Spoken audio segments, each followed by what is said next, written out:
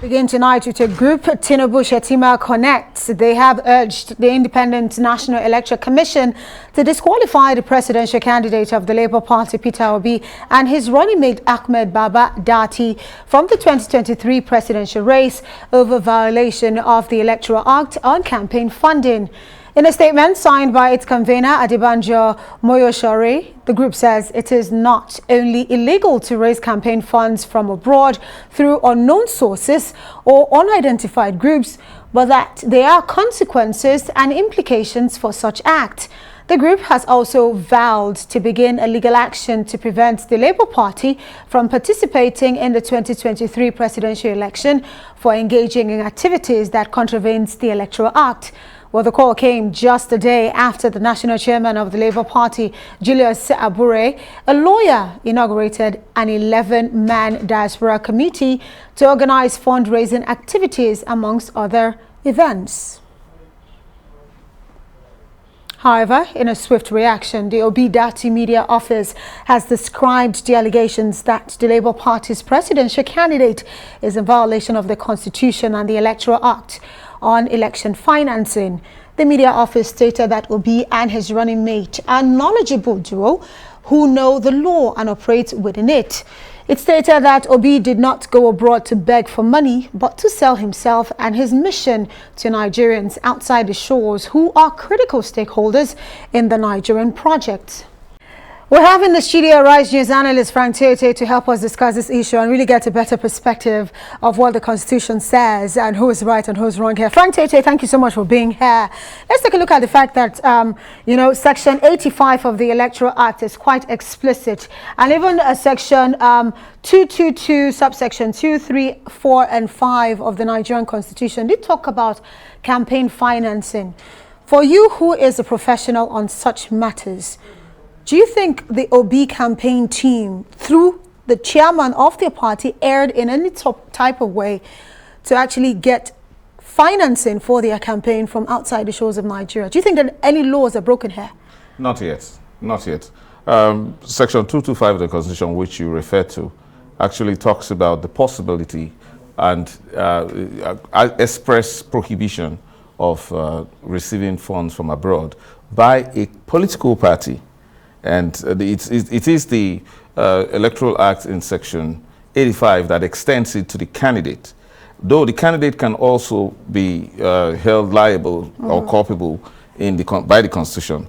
But in the case of Labour Party, it has not yet committed any offense, because the provision of the Constitution is that such monies received by a political party from abroad should be remitted to the Independent National Electoral Commission within 21 days. So there is an expectation that money donations, contributions could actually come from abroad to any political party or any candidate. But what happens and for what purpose? There is also a possible conjecture as to the rationale why the Constitution and the Electoral Act prohibits the receipt of funds from abroad. In an era where coup d'etats are no more fashionable, one major ways superpower countries engage in regime change is through, influencing, interfering in elections of other countries. In this case, a country like Nigeria without much, stable structures. So it's very clear that receiving funds from abroad is capable of destabilizing the electoral process. That's why the Constitution bars it. But the problem is, it only restricts the prohibition to just the political parties and the candidate. So what happens to campaign groups or individuals or political action committees who are able to raise funds actually and then send them in? After all, the campaign, the bar for financing a presidential election is 5 billion. So if, which is quite a small amount for any political, a presidential candidate to raise in Nigeria. Absolutely. And we do have the structures to raise such kind of money. Unfortunately, regulation is very poor. Right. But campaigns, we know, especially when it comes to the presidential, is quite expensive. And if you look at the fact that just last year alone, even though there was a pandemic, diaspora remittance into Nigeria stood at about $20 billion. That's a lot of money. So having these Nigerians who live abroad, who usually would add to our GDP here as a nation, what is so bad about them really being a part of a campaign that they believe in? I'm trying to be a layman here and let you be the professional. I think it's using the law. It's a thin line between money laundering or monies remitted for the purpose of financing an illegal activity like terrorism. But in this case, if you have people in the diaspora, Nigerians in the diaspora who cannot really directly participate in the democratic process of voting, so the question is, can they then fund an election? So it leaves a lot of questions to be answered. But, you know, a political party directly setting up a committee for the purpose of raising funds abroad may run foul of the provisions of the Constitution. Right. However, the processes by which there is nothing illegal about supporting elections in our country. So if these funds come into this country in such a manner that don't resemble money laundering, they can actually be redirected to funding this election. And that this is as a result of a regulatory gap on the part of INEC. INEC should make regulations as touching issues like use of short codes to raise funds by candidates, because it happened in 2015 when the APC government, APC party at that time was having a problem with the government in trying to get short code to raise quick money, just the same way short codes have been used by Nigerian musicians to raise billions. So, but the government at that time stopped it, but APC got a judgment, a federal high court judgment. I remember in the 2015 in election. 2015. So if there are clear guidelines on the part of INEC and the part of the Nigerian Communication Commission as to the use of an instrument like the short code, for example, no political party will be talking about setting up a committee to go and raise funds abroad, when it can easily, successfully do so with the 10 naira for any download and all that. For Barrister Frank Tietie, let me understand you now. What you're saying is legal and illegal. What you're saying in essence is that the fact that there was a committee set up by the chairman of the party might go against the law, especially looking at the provisions of Section 85 of the Electoral Act. But financing an election through proxies, maybe like groups and the likes, might not necessarily be against the law. So let me get you correct. Yes, because so long as the political party and the candidate carry out what we call full disclosure to INEC. There is a provision under the Electoral Act, particularly Section 90, that requires full disclosure of all funds that are received by the political parties or candidates.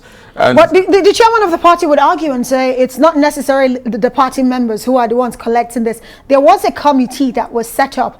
The pedigree and the criteria for that selection, we don't know yet. But what he's alluding to is the fact that those members of those committee might not necessarily be card-carrying members of the party, but people who believe in the course of their candidate and the party going into the 2023 elections. Yes, because is there any law being broken there? Certainly not, because there is no prohibition to individuals and groups raising funds in whatever way, so long as they are legal for the purpose of financing campaigns. And so long, again, that the monies that they raise and expend do not exceed the ceiling of 5 billion. So there appears to be a gap when it limits it to political parties and candidates. So expectedly, as we have in other clients where we borrow democracy from, there should be regulation as to the limits a political action committee can, funds that it can raise. There's a limit to which an individual can contribute. But what we have in Section 90 of the Electoral Act is that an individual can actually make a donation of up to 50 million so long as the party raises, satisfies itself of the source of that particular amount of money. So until we get to a stricter regulatory environment which can now dictate whether individuals or that can receive money from abroad and subsequently contribute them to political parties, if that situation is prohibited, which is not the case here, there is nothing wrong. Again, it's not enough that the political party set up, particularly in this case, Labour Party set up a committee for that purpose. It hasn't yet solicited funds. It perhaps could be for some other extraneous reasons why it set up that, probably set up that committee to raise the consciousness of Nigerians to bring money. But clearly, if we have our regulatory environments right, and we have, rules as to crowdfunding within this country, a political party of the pedigree of Labour Party can easily raise 5 billion. The question is, it could even raise more than 5 billion. But we have a very poor monitoring environment, especially by INEC, as to how these funds are raised and how they are expended. Right. But at the end of the day, the Labour Party, we're not really focusing on them per se, because this might be a precedent leading into other campaigns and the rest. The fact that we're even seeing some call for the disqualification of their candidate makes us actually say, okay, what exactly is the law saying? Let's not forget, at the end of the day, $150,000 is the target for 50 million. this group. 150 million is the target here. So if you put that side by side, if you multiply what the exchange rate is today, put that side by side, INEC's cap of 5 billion. So I ask you again, the same question I asked you earlier. Do you think any laws have been broken here? Not yet, I said. There's this very strong possibility that laws could be broken if action. Yes, if the action, because of course you commit an offense not only with intention but with a direct action that coincides with the intention. That hasn't happened yet. And the consequences, and if eventually those laws are broken, disqualification of the candidate? No, the law is clear. It's not disqualification. Well, that's what some groups are saying. Well, that could just be overly. It's not necessary. The laws are clear. Section 85 stipulates the punishment for it, which is 1 million and 500,000 and then possible jail term or both. Right. Barrister Frank Tietie, thank you so much for helping us understand the legal matters as it concerns campaign financing in Nigeria, especially coming from the diaspora.